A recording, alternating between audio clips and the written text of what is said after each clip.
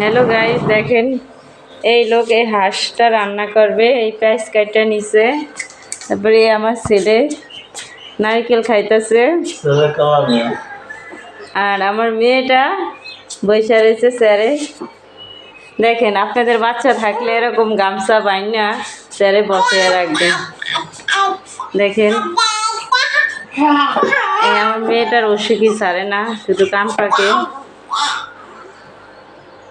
আর ছেলেটা নারিকেল খাইতেছে। এই হাঁস রান্না করবো।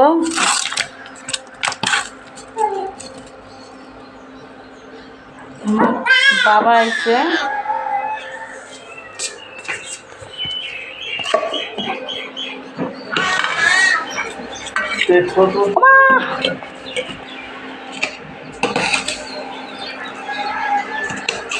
রান্না করবো।